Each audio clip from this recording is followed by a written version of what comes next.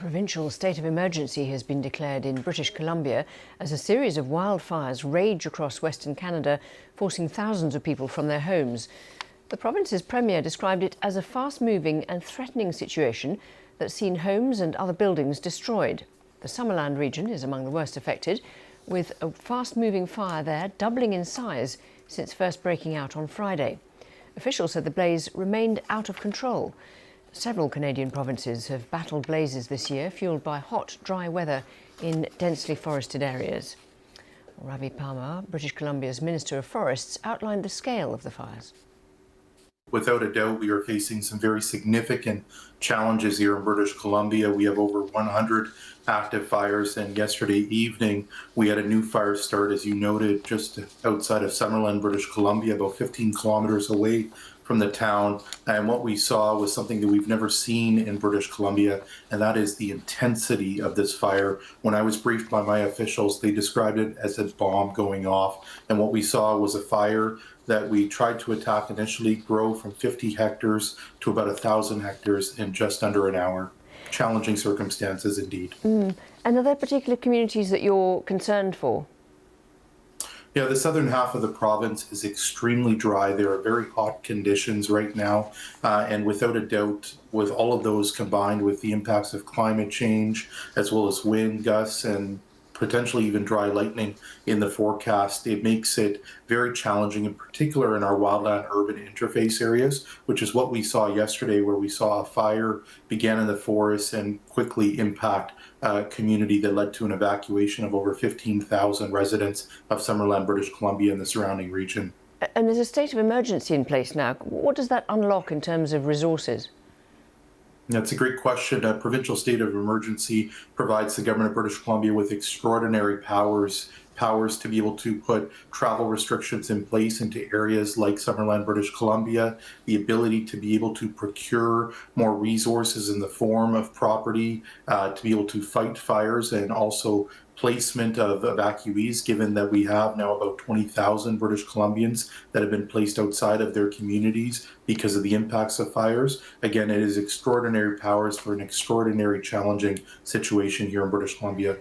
And you're the minister in charge of the forest. What have you been doing to prepare for these kind of risks and to try and mitigate the future risks? Well, it's a challenging situation here in British Columbia. I am immensely proud of our BC Wildfire Service. We are a world-class organization. Over the course of the last number of years, we've grown this organization, doubled its size, and actually taken it from a seasonal-based organization into a full year-round operation.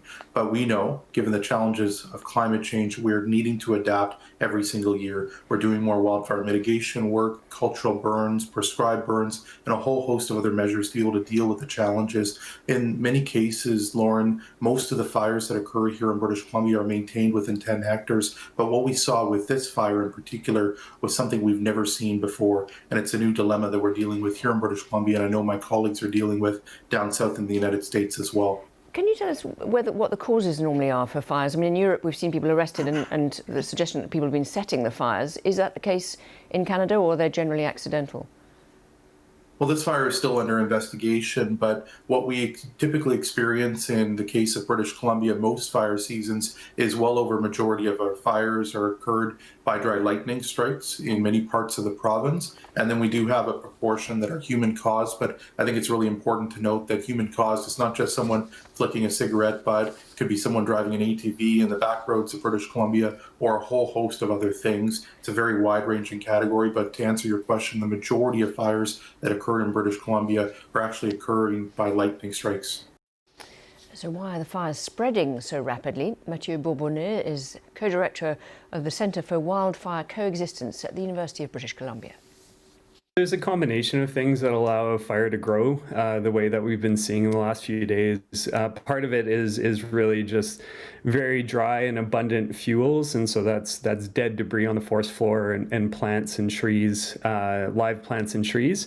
Very hot, dry conditions with low humidity and strong winds. And then in some cases, there's terrain that can kind of amplify fire spread when it starts. And so what happens is it allows these fires to really quickly transition from a surface fire to a crown fire, where it's actually moving through, the crowns of the trees. And in extreme cases, like we had in Summerland, these fires can actually start generating their own weather, where they're generating winds and in cases, throwing embers and debris kilometers ahead of the actual flames, which allows these fires to spread really quickly and aggressively. And at that point, it's very likely that they're going to exceed the ability of fire suppression organizations to actually contain them.